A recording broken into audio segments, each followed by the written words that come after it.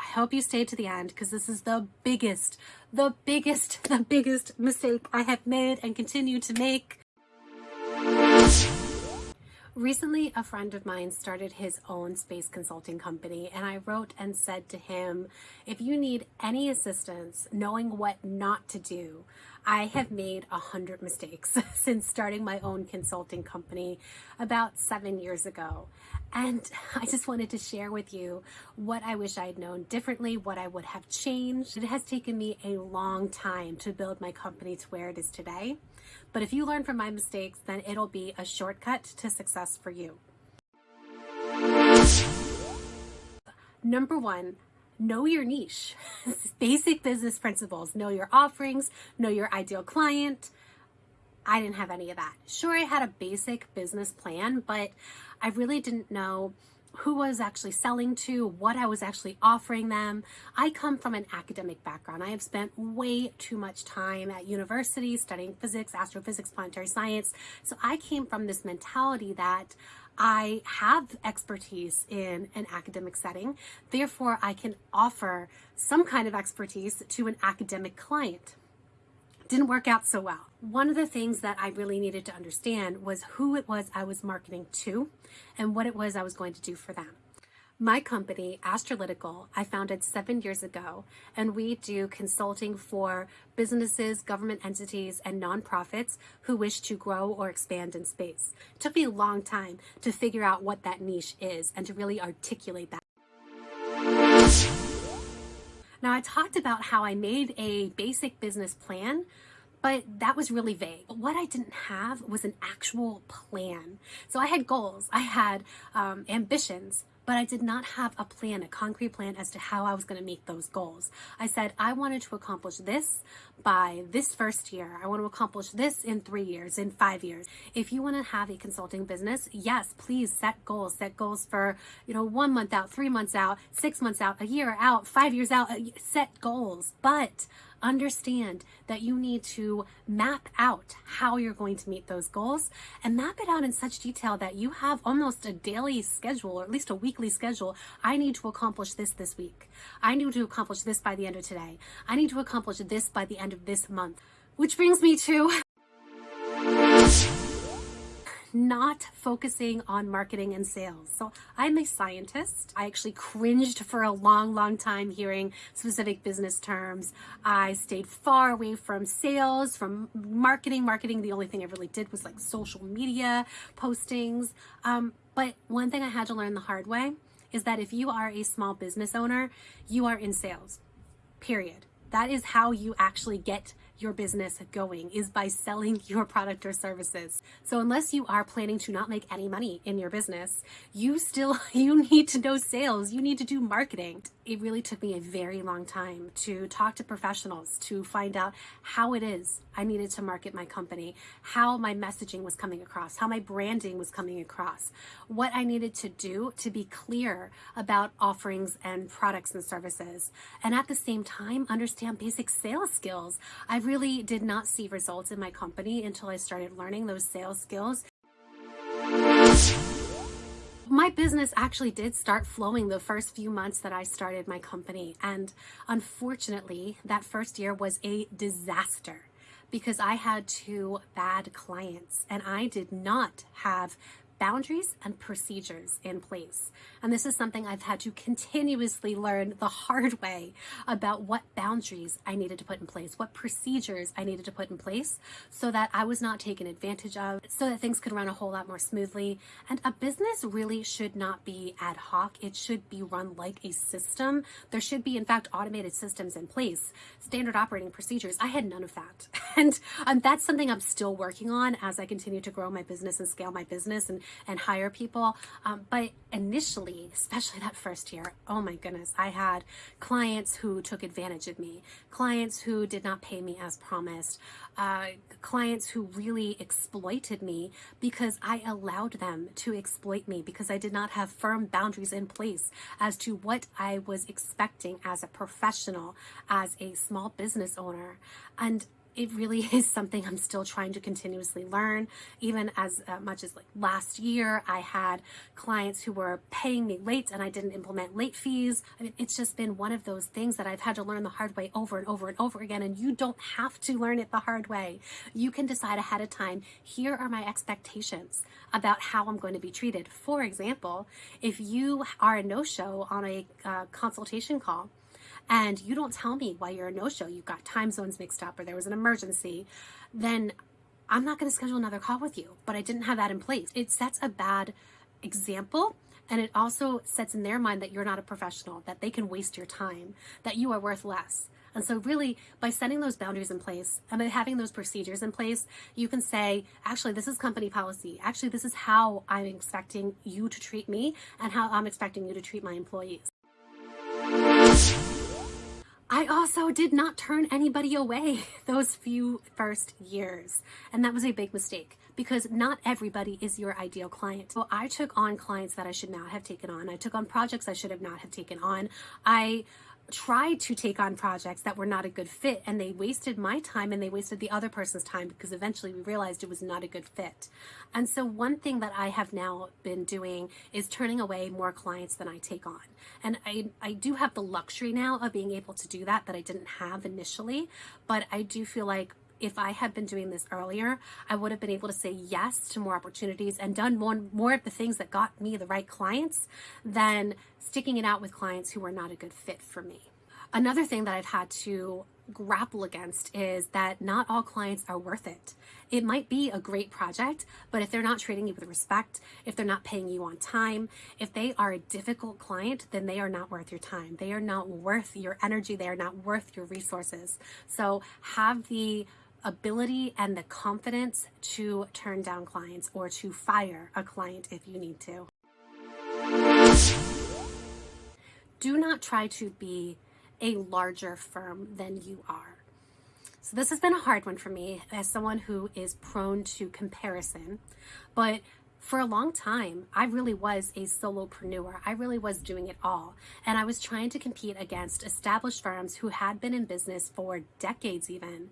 A lot longer than I had, with a lot more people, a lot more resources than I had.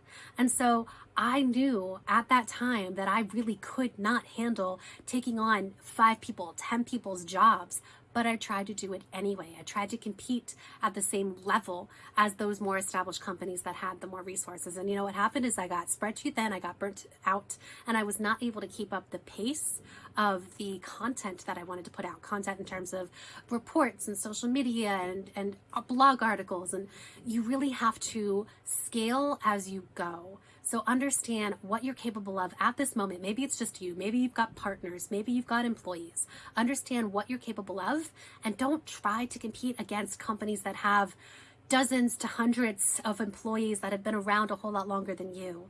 Because what happens is that you end up looking bad in comparison. And what you should in fact do is play up to your strengths. So you have advantages that those larger, more established companies do not have. You have skill sets or expertise or the ability to be agile or whatever it happens to be that gives you that competitive advantage. And that's what I should have been doing. Find your competitive advantage and play that up. Another mistake I made was not asking for testimonials. Why did I not think to ask my happy clients for testimonials? Social proof is so important. I don't know about you, but when I'm trying to buy something I'm not familiar with or it's fairly expensive, I look at reviews. I don't know why I thought that I couldn't ask my clients for testimonial to showcase the fact that yes, I worked with this client and yes, the work was good. And here's what I was able to do for them. Here's what my company was able to do for this client, and then have that on the website. I didn't start asking for client testimonials until about 1.5 years ago. And so I felt like I couldn't go back to those older ones. Hi, I know I worked with you 5 years ago. Do you remember me? Do you mind writing a testimonial? Yeah, I couldn't do that. So I'm really lacking in a lot of the work that I've done and being able to showcase that work. I'm not the kind of person who likes to name drop. So unlike a lot of consulting companies, I do not have the logos of my clients on my website. one thing I should have done is ask those companies for testimonials. Then that's not name dropping. Then that's them saying publicly, yes, we worked with this company and yes, they did a good job and here's what they did for us. But yeah, don't do what I did. Don't forget to ask for social proof that you can do a good job. That's hard when you're first starting out, of course. But it's one of those things that as you get clients, as you get that business rolling, absolutely ask multiple times in multiple ways for testimonials. That way, other people who don't know you, who stumble upon your work or maybe want to understand what it is you do for other people, can get an idea of what type of work you can do, and they can kind of picture themselves hiring you for whatever the project is that they need you to do. Similarly, I did not create an email list. I don't know why I thought that this was a bad idea, but for a very long time, I was very, very against creating an email list. I don't know about you, but my emails go ping, ping, ping, ping, ping all day long, and I just get so annoyed with them. I get annoyed by emails. But that doesn't mean that everybody's going to get annoyed by emails. I actually subscribe and read a whole load of newsletters every day. So it could be that people will be annoyed by your emails and unsubscribe. But if you have an opt-in process, if you have a double opt-in process, that means they have specifically said, yes, I want to get your emails. And hopefully they won't be annoyed by your emails when they get them because they asked for them. Now, one thing I did that I thought was a substitute was be present on various social media platforms, but that is not a substitute, because if you've looked into social media marketing at all, you know that the algorithm is very fickle. It will sometimes only show your postings to like 5 to 10% of your audience. And unfortunately, that means that the majority of people who've decided to follow you might not actually see what you are posting. Or they might see it, but they might see it as they're scrolling through, and they might look at it for a whole 1/10 of a second as they are scrolling through. With emails that go straight to your inbox, 100% of the people are getting your emails. And even if they don't open the email, they're seeing the subject. They are remembering you because you are now top of mind because you're in their inbox, and they are seeing whatever the subject is. And if you have quality information in your emails and they know it, they're likely to click on it and they're likely to read what it is that you write. So that is something that I started very, very, very late. And I regret that because all of the previous clients that I've had, all of the previous customers that I've had, all of the previous people who have worked with me, who've actually asked me to stay in touch, I don't know why I didn't think that they actually wanted my emails. So please don't do what I did and neglect the fact that if people are asking for your emails in their inbox, then give them what they're asking for. And this one, I hope you stayed to the end because this is the biggest mistake I have made and continue to make. Undercharging. Personal finances are different from business finances. And that was a mind block that I had for too long. I don't know about you, but before starting my own company, I did have experience with hourly work in terms of, part-time jobs, tutoring, the kinds of things that people will pay just a little bit of money for your time per hour. But as a business, that is not how that works. I have seen terrible advice out there about how to charge, that you should imagine the amount of income that you want to make in a year and imagine the amount of hours that you want to work and then just divide and boom, that's how much you charge. Don't do that. Do not do that. That is absolutely horrible advice. It does not take into account the fact that you are a business. You are more than just you. You have to pay taxes. You have to buy software and probably hardware.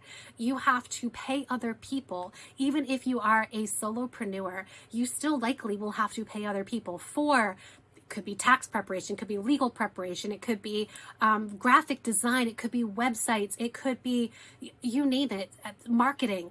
Whatever it is that you're doing, even if you are doing almost all of it yourself, chances are you're still going to need to pay other people. So take that into account.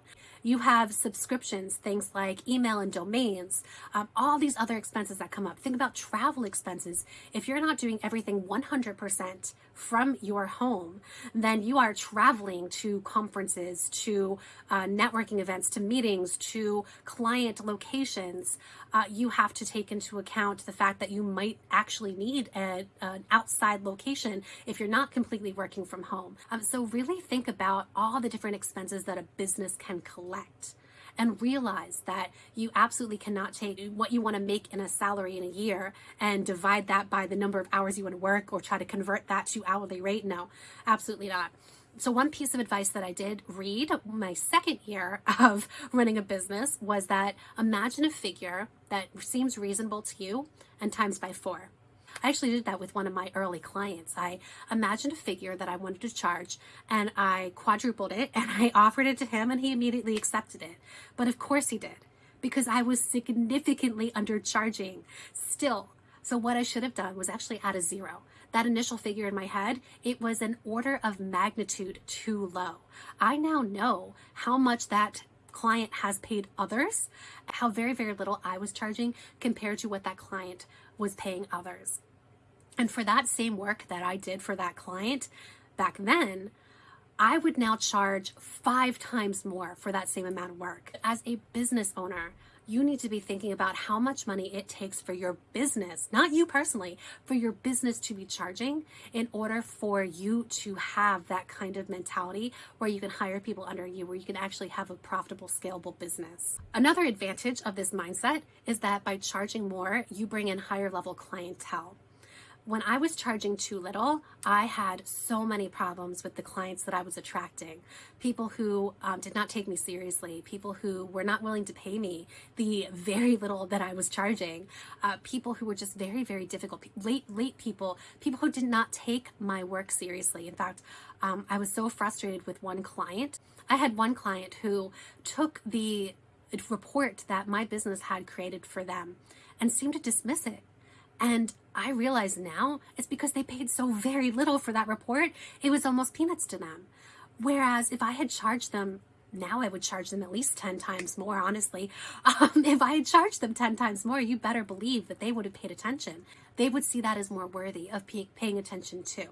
You really do attract a better level of clientele by charging more. I had a potential client come to me, a government client, who asked me just ballpark figure of what I would charge to do a report. They were talking about maybe commissioning, and oh my gosh, did I underquote myself? And suddenly the conversation changed because I realized immediately that my mistake was that I was no longer being taken seriously.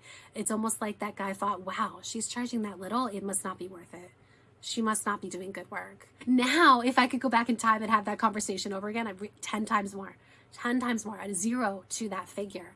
And that's exactly what they are expecting. So if you're charging too little, and remember, it's also perception as much as quality, because the quality of work would be the same. But if you're charging too little, the perception is that your work is not worthy.